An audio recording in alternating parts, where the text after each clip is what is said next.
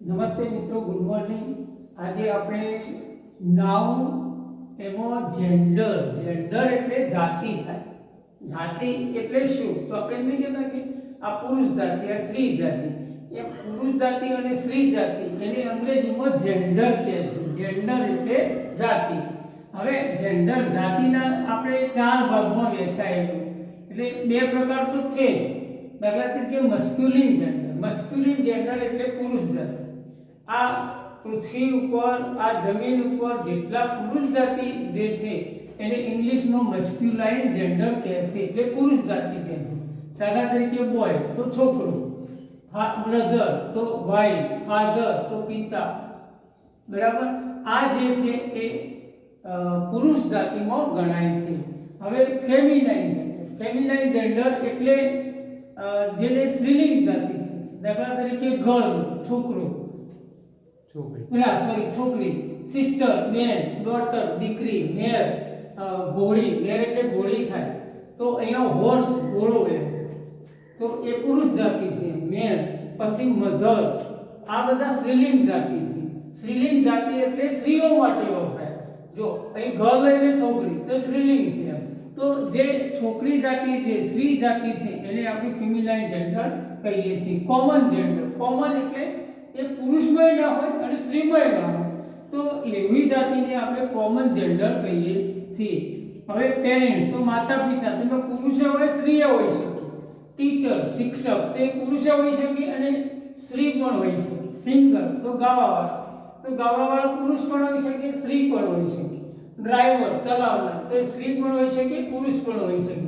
તો એ બંનેમાં આવી શકે એવી જાતિને આપણે કોમન જેન્ડર કહીએ છીએ. હવે ન્યુટ્રલ જેન્ડર, જે મસ્ક્યુલિન એટલે પુરુષ જાતિમાં ના આવે, ફેમિનાઇન એટલે સ્ત્રી જાતિમાં ના આવે, કોમન જેન્ડર એટલે કોમન એટલે બેમાં ના આવે. અને ત્યાર પછી એક છેલ્લી જાતિ એવી છે કે જે નિર્જીવ. ન્યુટ્રલ એટલે સામાન્ય રીતે મારી ભાષામાં હું એમ કહું કે નિર્જીવ જાતિ જે છે, બુક છે, પુસ્તક છે, તે પુલ્લિંગ ના ગણાય, સ્ત્રીલિંગ ના ગણાય અને કોમન જાતિમાં પણ ના આવે. ત્યાર પછી પેન, પેન્સિલ, પેપર. તો આ બધી જે છે નામ છે, એ નાઉનને આપણે ન્યુટ્રલ જેન્ડરમાં મૂકી શકીએ છીએ. એટલે તટસ્થ કહેવાય. ન્યુટ્રલનું ગુજરાતી થાય તટસ્થ થાય. તો આવું તટસ્થ હોય એવી બાબત છે. ટૂંકમાં નાઉન એટલે નામ થાય અને નામમાં પાછી જાતિ એટલે કઈ જાતિમાં આવે છે. હવે આપણે કેટલાક જાતિવાચક શબ્દોનો ઉપયોગ કરીએ. જાતિ આપણે સ્ત્રીલિંગ અને પુલ્લિંગ, જો અંગ્રેજી ભાષાની અંદર ખૂબ મહત્વની બાબત જો હોય તો એ સ્ત્રીલિંગ અને પુલ્લિંગ. તમે જ્યારે જાહેર પરીક્ષાઓ આપતા હોય ત્યારે તમારે આ પૂછાય છે. દાખલા તરીકે ફાધર, તો એની સ્ત્રીલિંગ જાતિ થાય મધર.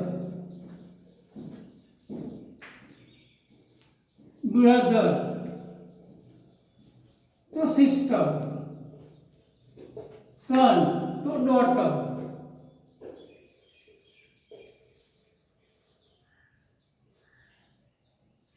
પછી હોર્સ તો મેર, ઘોડો તો ઘોડી. ત્યાર પછી જેન્ટલમેન તો લેડી થાય. હવે આપણને એવું થાય કે હારું લેડી શબ્દ તો ઘણી વખત વાપરીએ, પણ જેન્ટલમેન શબ્દ આપણે વાપરતા નથી. જો હવે માસ્ટર એટલે પુરુષ જાતિ માટે અને મિસ્ટ્રેસ તો સ્ત્રી જાતિ માટે વપરાય છે. માસ્ટર તો મિસ્ટ્રેસ. ત્યાર પછી હીરો તો હિરોઈન, ઓથર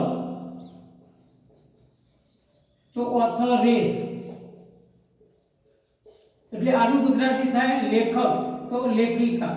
હવે પોએટ તો પોએટેસ. ત્યાર પછી પીકોક, પીહેન, PEACOCK, પીકોક તો પીહેન, PEAHEN. પછી આના સિવાય પણ દાખલા તરીકે લાયન તો લાયોનેસ, સિંહ તો સિંહણ, ટાઈગર તો ટાઈગ્રેસ. હવે ઘણી વખત તમને એમ થાય કે ડોગ તો ઘણા ડોગી કહે છે, ડોગી ના થાય પણ બીચ થાય, બીચ એટલે કૂતરી થાય, કૂતરો તો કૂતરી થાય. ત્યાર પછી લોર્ડ, ઘણી વખત આપણને એમ થાય કે કોર્ટની અંદર ઓબ્જેક્શન બાય લોર્ડ આ રીતે કહીને વકીલો દલીલો કરતા હોય છે, પણ જો લેડીઝ હોય તો લેડી, છોકરી જાતિ હોય તો લેડી વપરાય છે. ત્યાર પછી જેન્ડર, જેન્ડર તો ગેન્ડરનું ગુજ થાય, ગેન્ડરનું ગુજ થાય છે. ત્યાર પછી કેટલાક શબ્દો એવા આપણે જોઈએ, દાખલા તરીકે બેચલર. હવે બેચલર એટલે કુંવારો થાય અને સ્પિન્સ્ટર એટલે કુંવારી છોકરી થાય. આ સ્ત્રીલિંગ જાતિ. આપણને ઘણી વખત એવું થાય કે બેચલર ના બે એટલે એક હોમોફોન છે, બીજો હોમોફોન છે, એ જુદો છે. બેચલર એટલે કુંવારો થાય, બરાબર.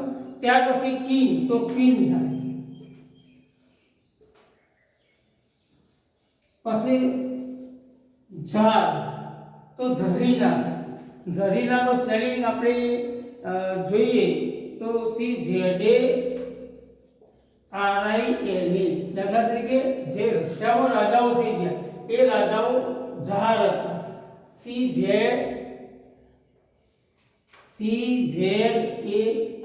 ઝાર રાજા. સીનો ઉચ્ચાર નહીં થતો, અહીંયા પર સીનો ઉચ્ચાર નહીં થતો. ઝરીના તો ઝાર રાજાઓ અને ઝાર રાણીઓ હતી તો એને ઝરીના કહેતા હતા. ત્યાર પછી એક્ટર તો એક્ટ્રેસ.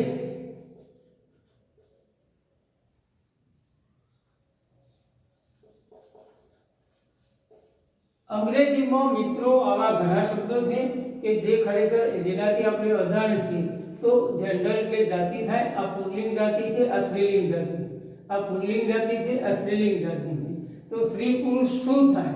હવે કેટલીક બાબતો એવી છે, દાખલા તરીકે જે વારંવાર રોજના ઉપયોગો હોય તો ડોગ એટલે કૂતરો થાય, તો એની કૂતરીનું ઇંગ્લિશ શું થાય? એનાથી આપણે ખૂબ અજાણ છીએ.